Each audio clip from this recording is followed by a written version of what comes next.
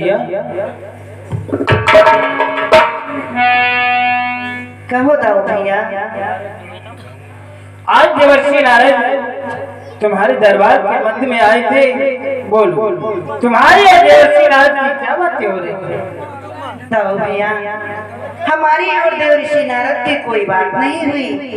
वो हमारे दर्शनों हेतु आए थे और हमारे दर्शन करके यहाँ से वापस चले गए।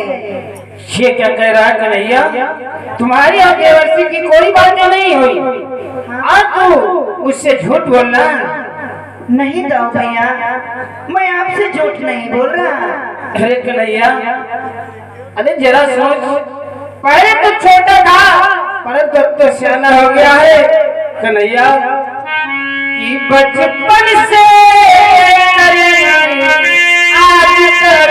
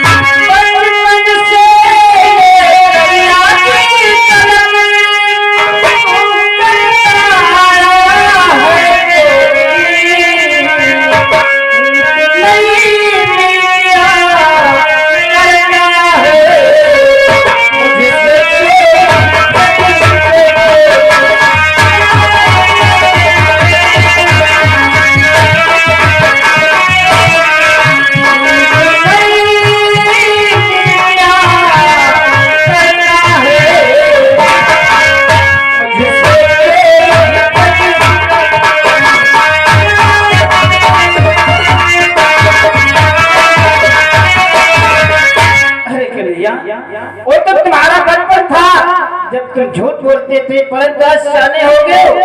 आज देवर्षि और तुम्हारी आपस में बात हो रही थी और कहते हो हमारी और देवर्षि की कोई बात नहीं हुई।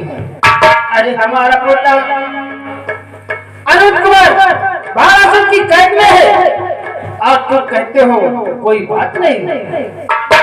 आपने सत्य सुना दाऊ भैया।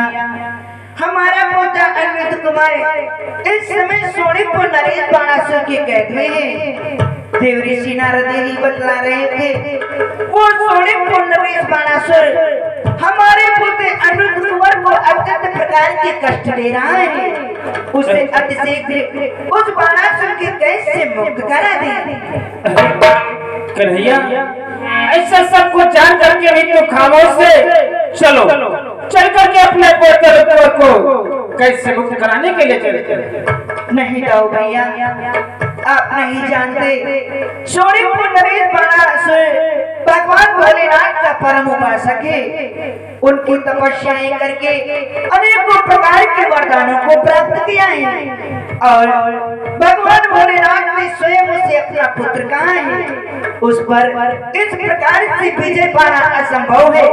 इसलिए आओ बैठ करके हम विचार विमर्श करते हैं और युद्ध की रणनीतियां बनाते हैं कि हम अपने पोते अनंत कुमार को सोनीपुर नरेश बाणासुर की कैद से किस प्रकार से मुक्त कराएं। नहीं करेगा, हमारा पोता अनंत कुमार बाणासुर की कैद में है और तुम उसे छुड़ाने के लिए विचार विमर्श करना चाहता है। नहीं, मैं जा रहा हूँ तत्काल सोनीपुर के लिए। बेटा प्रदो चलो साथ में चलो।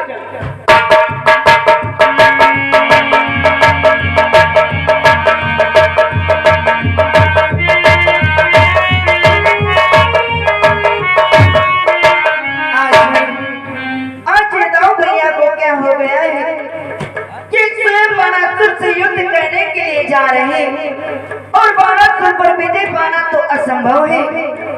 दाऊ भैया का अपमान हो जाएगा और मैं दाऊ भैया का अपमान सहन नहीं कर सकता।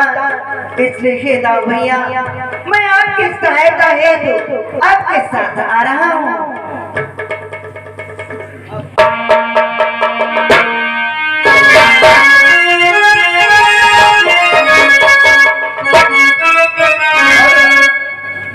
देखिए चल देते हैं बलदेव भैया, क्या कहना है मास्टर? अरे चाहते हो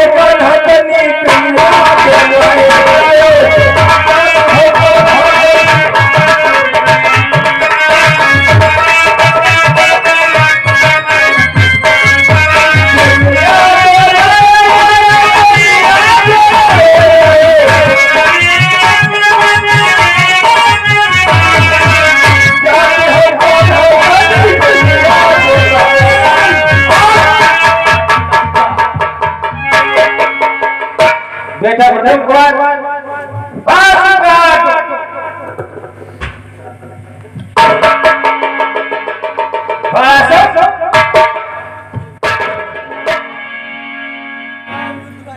कौन हो, कहां से आए हो? बालासुर, शायद तुझे ज्ञान नहीं है, मैं कन्हैया का बड़ा भाई बलराम हूं। आओ द्वारका पुरी से द्वारका पुरी से किस लिए आए हो? बालासुर, हमारा पोता कुमार तुम्हारे कैद में है, तेरी भलाई से भी है हमारे पोते उत्तम को बंधन से मुक्त कर। तुम अपने पोते कुमार को छुड़ाने के लिए आए हो। अरे अमृत ने मेरी बेटी के कक्ष में चोरी किया है और बेटे के कक्ष में पकड़ा गया है, मैं उसे कदापि छोड़ नहीं सकता। क्या कह रहा है बालासुर? हमारा पोता तुम्हारी बेटी के कक्ष में पकड़ा गया है।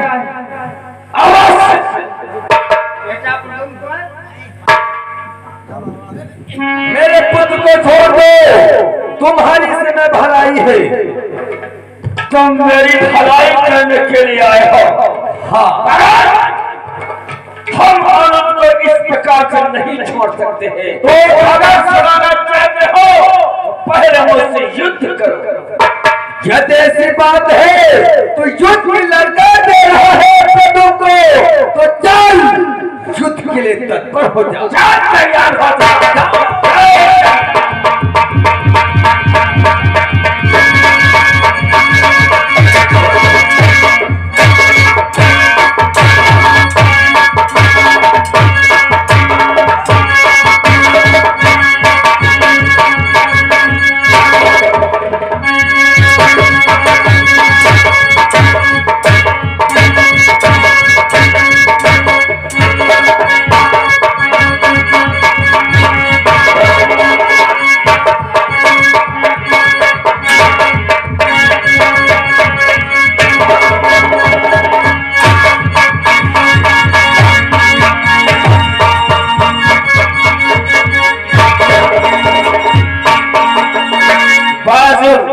तूने हमारे गजा को छीन लिया, मुझे परास्त कर दिया, कोई बात नहीं।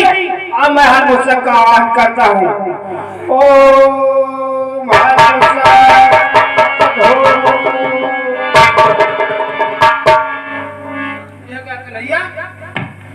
तूने आकर के मुझे क्यों रोक लिया?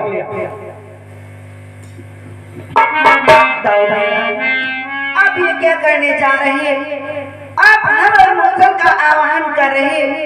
यदि आप ऐसा करेंगे तो इस सारी सृष्टि का विनाश हो जाएगा। हो जाने दो विनाश कन्हैया, मुझे अपने पोते को बंधन से मुक्त कराना है। नहीं दाऊ भैया, आप अपने क्रोध पर अंकुश लगाएं। हमें सिर्फ बाणासुर का अहंकार नष्ट करना है। इस सृष्टि का विनाश करने से हमें कोई लाभ नहीं प्राप्त होगा। हम बाणासुर के अहंकार को नष्ट करें, अपने पोते अनंत कुमार को इसके कैद से मुक्त कराएंगे। हम आपको ये वचन देते हैं। इसलिए दाऊ भैया, हम आपसे विनती करते हैं कि आप यहाँ से वापस चले जाएं।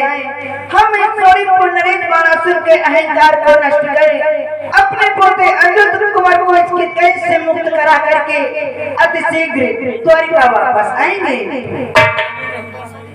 ठीक है कन्हैया, मैं तेरे कहने से वापस जा रहा हूँ। मेरे पोते को बंधन से मुक्त करा करके शीघ्र ही द्वारकापुरी के लिए अवश्य दाऊ भैया।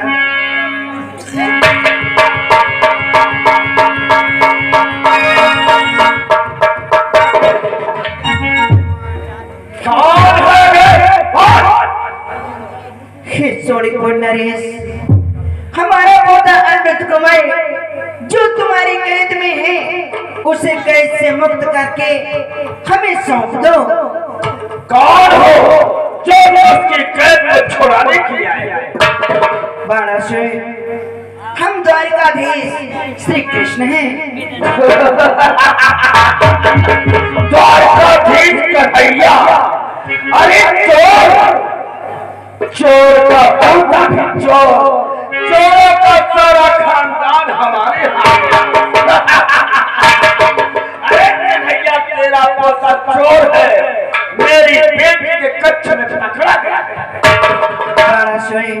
बचवा रहा है, चोरा चोरा पहले माखन खाते रहे। हे बाणासुर, ये तो तुम्हें अच्छी प्रकार से ज्ञात है कि यहाँ पर चोर कौन है और किसने कैसी चोरी की है। इसलिए हम आपसे विनती करते हैं कि हमारे पोते अनिरुद्ध कुंवर को अतिशीघ्र अपने कैद से मुक्त करके हमें सौंप दो। हम अपने पोते अनिरुद्ध कुंवर को लेने के लिए आए हैं। कन्हैया, अपने पुत्र को तू छुड़ाने के लिए आए हो, पर हम ऐसे नहीं छोड़ सकता हूँ। अगर छुड़ाना चाहते तो पहले मुझसे युद्ध करो। अगर युद्ध में मुझे पराजित कर दिया तो हम हमारे पुत्र को छोड़ देंगे। बाणासुर, हमें ये भली प्रकार से ज्ञात है कि तुमने भगवान भोलेनाथ से अनेकों प्रकार के वरदानों को प्राप्त किया है। उन्हीं वरदानों के कारण तुम में अहंकार आ गया है। बस उसी अहंकार के कारण तुम मुझसे युद्ध करना चाहते हो। यदि तुम्हारी यही इच्छा है तो मैं तुमसे युद्ध करने के लिए तत्पर हूँ। युद्ध करने के लिए तत्पर हो, परंतु तुमने आज तक युद्ध तो कभी नहीं किया है। बचपन में गाय चराई है, माखन की चोरी किया है, गोपिकाओं का चीरहरण किया है, ग्वाल बालों के साथ में खो किया है। युद्ध का परांत तुम्हें कहां से ज्ञात होगा कन्हैया?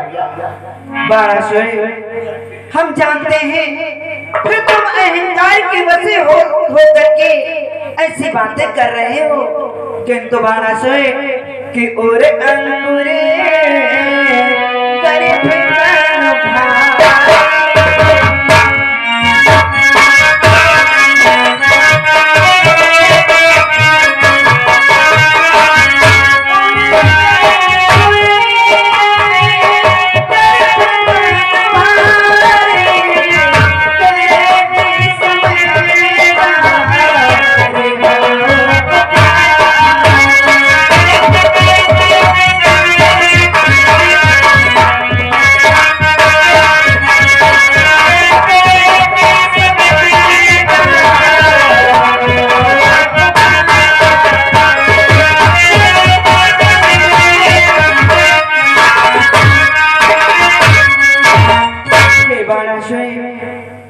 जो तुम्हें अहंकार ने वास कर रखा है, हम उसे एक क्षण में समाप्त कर सकते हैं।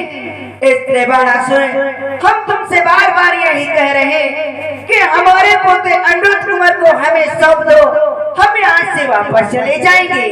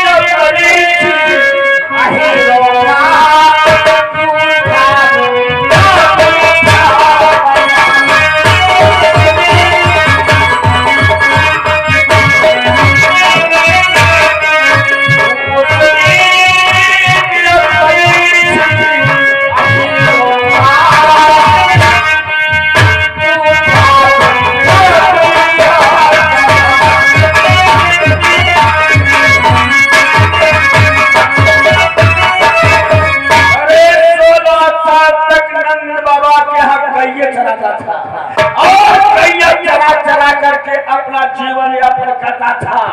अहीरों का जूठा मीठा खा करके तू पला है और युद्ध करने के लिए आया।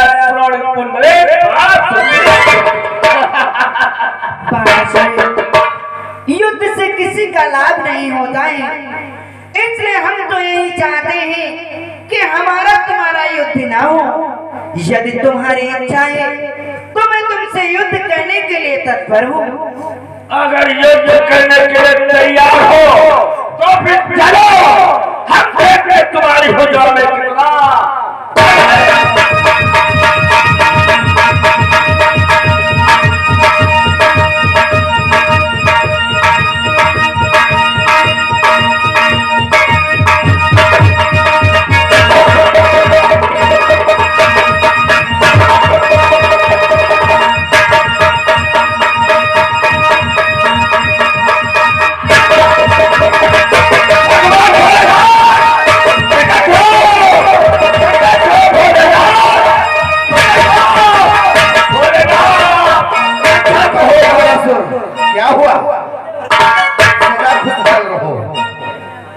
इस प्रकार से इतना भयभीत क्या कारण है बाणा? भोलेनाथ, आपने मुझे बता दिया है और बता भी दिया, जब कभी संकट आएगा आप पर हम तुम्हारी याद करेंगे, आप आकर के मेरी रक्षा करेंगे। हमारा युद्ध चल रहा है, मेरा भाई मुझे पराजित कर रहा है, हमारे साथ में चलकर उससे युद्ध करो। कौन है तुम्हारा शत्रु? आओ मेरे साथ में, आओ मेरे साथ भोलेनाथ, चलो।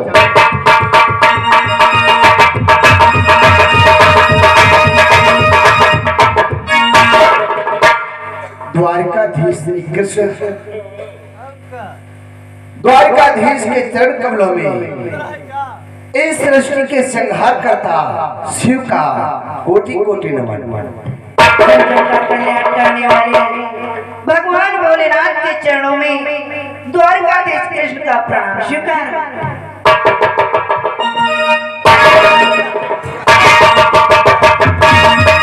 ये क्या भोलेनाथ, प्रणाम कन्हैया, प्रणाम, ये कैसा क्या कर रहे हो भोलेनाथ, इससे युद्ध करो। अवश्य मैं युद्ध करूंगा। इस प्रकार से भयभीत क्यों हो रहे हो? लो मेरा त्रिशूल, जितनी सोनीपुर में आई हुई द्वारकाधीश की सेना है समाप्त कर दो मेरे त्रिशूल से। और अपना धनुष और बाण मैं तुम्हारी तरफ से युद्ध करता हूँ।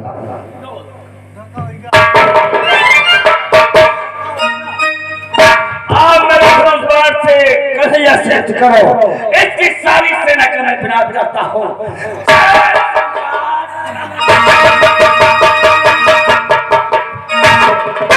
हे द्वारकाधीश कृष्ण, ये क्या? जिन हाथों में सदा बंसी सुशोभित हो रही थी, आज ये रण क्षेत्र में धनुष और बाण उन हाथों में लेकर के इसका क्या रहस्य है? हे भोलेनाथ, शहीद को देख करके मैं भी आश्चर्यचकित हूँ कि जिन हाथों में सदैव डमरू तथा त्रिशूल शोभायमान होता था, आज वही भोलेनाथ रणभूमि में धनुष बाण के साथ। हे भोलेनाथ, ये आपकी कैसी लीला है?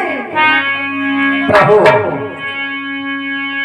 आपको मालूम होना चाहिए, मैं सोनितपुर नरेश बाणासुर की तरफ से युद्ध करने के लिए आपसे आया हूँ। सोनितपुर नरेश बाणासुर मेरा अनन्य भक्त है, इसलिए मैं उसकी तरफ से धनुष और बाण लेकर के आया हूँ। भोलेनाथ, हमारा पोता अनिरुद्ध कुमार सोनितपुर नरेश बाणासुर की कैद में है। आज हम उससे मुक्त कराने के लिए अपने हाथ में ये धनुष बाण लेकर के सोनितपुर आए हुए हैं। इसलिए आपसे हमारी विनती है कि आप रणभूमि छोड़ करके वापस चले जाएं, ताकि हम अपने पोते अनिरुद्ध कुमार को इस बाणासुर के कैद से मुक्त करा सकें। तुम अपने पोते अनिरुद्ध को सोनितपुर नरेश बाणासुर की कैद से मुक्त करना चाहते हो, परंतु मैं रण छोड़कर चले जाऊंगा? ये कैसी बातें कर रहे हो प्रभु? सोनितपुर नरेश बाणासुर मेरा भक्त है, मैंने उसे बता दिया है जिस समय उसके ऊपर कोई संकट आपत्ति आएगी हम जाकर के शीघ्र रक्षा और सहायता करूंगा। ऐसे मैं उसकी तरफ से आपसे युद्ध अवश्य करूंगा। जाना है तो द्वारिकापुरी के लिए सीधा मार्ग से बतला रहा है, जा सकते हो। मैं समझ गया भोलेनाथ, ये आपकी समस्त रची हुई लीला है भोलेनाथ कि ओ सा